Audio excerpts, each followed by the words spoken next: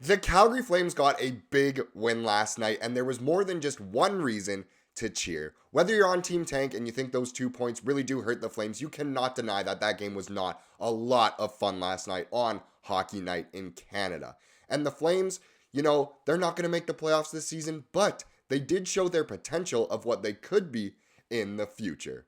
Welcome to Flames Digest. I'm Mark Griffith. If you're new around here, you love the Flames, make sure you subscribe because right around 82% of the people watching are not subscribed. So if you want to stay up to date on all the latest news, updates, reports, and rumors revolving around the Calgary Flames, then make sure you stick around and join the fastest growing community of Flames fans on the internet.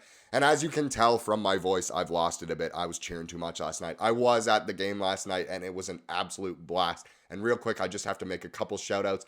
I was recognized by a couple of viewers, which was absolutely surreal. It was so cool meeting you guys. First, I want to give a big shout out to Ed. He was working in the security staff for the Flames. He recognized me. We had a good chat. He razzed me about having only one beer in my hand instead of two, and it was so cool meeting him. And also Tim, who I met in the bathroom of all places. He had some very, very cool stories about being right up with the Stanley Cup and Bearcat Murray, among other stories. Super cool meeting you, Tim. Super cool meeting you, Ed. Thank you so much for watching. And that goes for all you guys. I appreciate every single one of you guys. Love the community we're building here. So thank you. But let's get into the video itself big time here. And let's start with last night's game.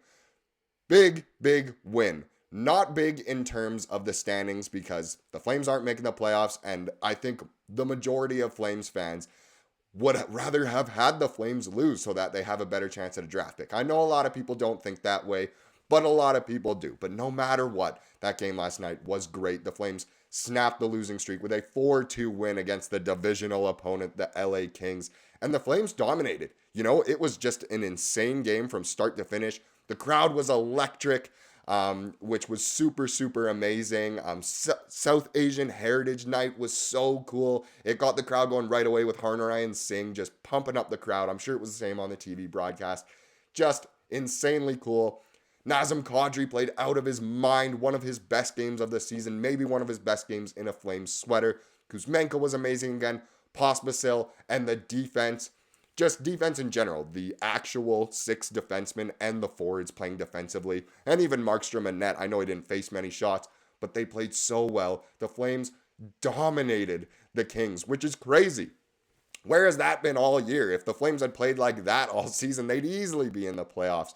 But of course, that is not the case. But no matter what, it was still a super, super great game. And it does show that the Flames have a little potential for the future. So with that being said, the future is bright. Now, I always like to be optimistic and think that the Flames will be great in the future. I've been thinking it for all 24 years of my life, and it hasn't necessarily happened yet.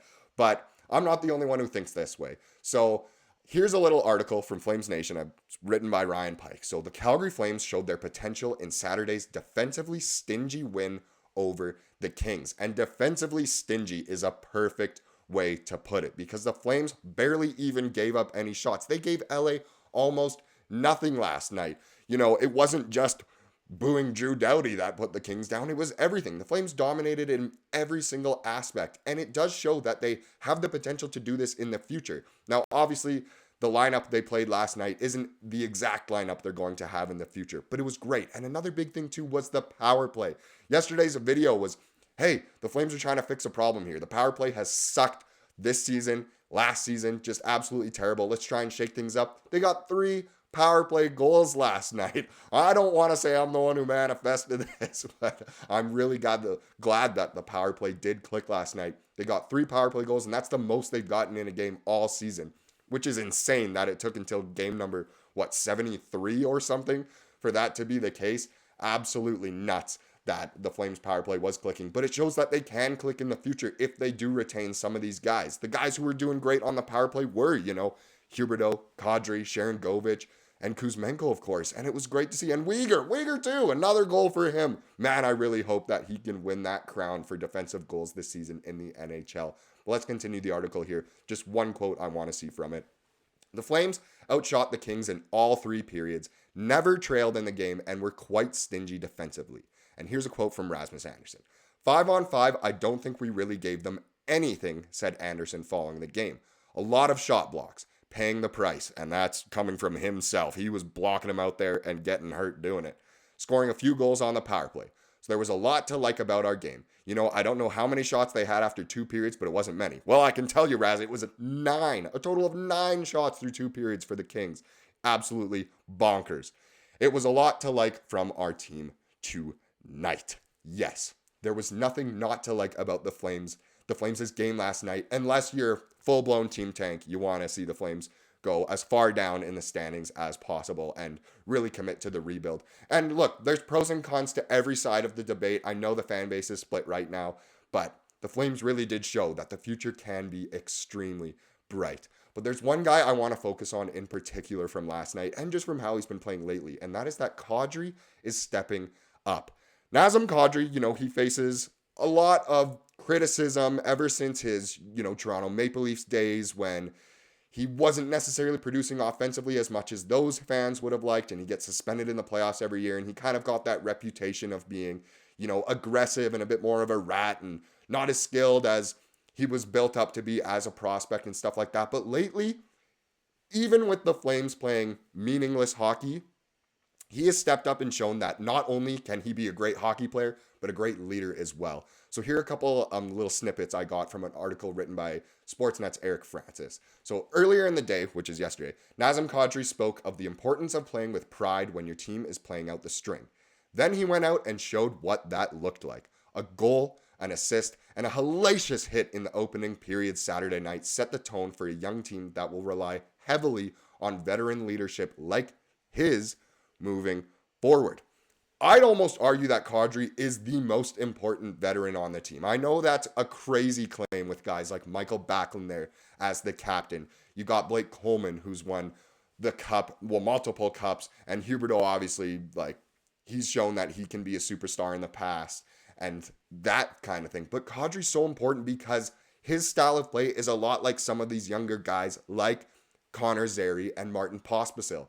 Kadri has been able to mentor them, and look, they've done amazing. Look at Kuzmenko. Obviously, when he was playing with Huberdeau, as soon as he became a Flame, he was doing good, then hit a huge slump. Now he's been put with Kadri, and he's playing great again. It's so great to see that Kadri is sparking some of these guys to really break out and play amazing. It seems like whenever a Flame is hot, they have been on a line with Kadri. The only time really where that hasn't been the case is with Sharangovich and Coleman, who are the leading scorers on the team in terms of goals.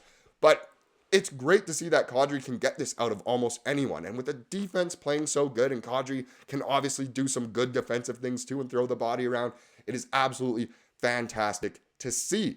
Don't tell Kadri these are meaningless games. We were coming off a losing skid and we made an emphasis to start well, and I felt like I tried to lead the way as best as possible, said Kadri, whose club staved off inevitable playoff elimination with the win. It's not going to change the way I play. I'm going to approach every game the same way. And that's great to hear. That's a true professional. I mean, you wouldn't expect someone to just downright say, no, there's no chance I'm playing my hardest tonight. I don't want to get hurt. This season sucks. It's over. I'm out of here. I mean, look at Jeff Skinner. My dad texted me and my brothers today saying he's about to hit his 1,000th game and hasn't hit the playoffs. Things could be worse, so I'm glad Kadri doesn't develop a mindset where you end up like a Jeff Skinner. Not that I'm saying Jeff Skinner is a bad guy at all and complains about not making the playoffs, but either way, that's an awful thing for him. I feel really bad for Skinner over there, Skinner. But Kadri has been so good. And I'm just so pleased with him because, look, he came over to the Flames. He signed a 7-year contract. And in no way at the time of that signing did he think the Flames would be in a rebuild pretty much instantly. No way did he think, look, I know we just lost a couple players, but we gained some amazing ones as well. We should compete. And then the Flames have just absolutely disappointed the past couple seasons. But he's kept his head up, been a professional, and he's shown he can be a major leader on this team and can be that top center that the Flames are looking for going into the future. Now, hopefully the Flames can maybe draft a top center and develop him relatively quickly so that the Flames can contend once again. But for now, Kadri is him. He is that guy, and I'm so glad he deserves it. He won the cup over in Colorado, seeked out a major contract, got it, and then he's sort of playing up to it now, which is great. He really does deserve it. Now let's wrap up the video as per usual with the comment of the day. Now this is another one that's a bit of an opinion from one of the viewers, and I just want to know what your guys' views are on this take. So this is from Bashful Productions. Tyson Barrie in the offseason should improve the power play, but we shall see. I wonder if Kadri's contract is movable. Now, there were a bunch of replies to that comment, and the first one said you would rather have Barrie than Kadri. And it's interesting. I mean, last night the Flames did show that they can get it done on the power play. I loved having Weegar on the top unit. Of course, Kadri, Kuzmenko, Huberdeau, Sharangovich, they were all spectacular on it. And the Flames did get rewarded. Coleman scored a power play goal as well, and it was just so good. But I want to know from you guys, would you like to have Tyson Barrie come into the Flames? He's kind of disappointed in some of the places he's gone, like Toronto and Nashville and even Edmonton. So it's interesting. Or would you rather kind of commit to one of the younger prospects the Flames have that could be the number one power play guy, like a Hunter Brustevich? Or would you rather just have them, again, commit to Weegar and Andersson? I want to know from you guys, who should be quarterbacking the Flames' power play in the future? Well, no matter what, the future is bright. And I really hope you enjoyed this video today. Thank you so much for watching. Please subscribe if you like what you saw here today. And have a wonderful Easter Sunday.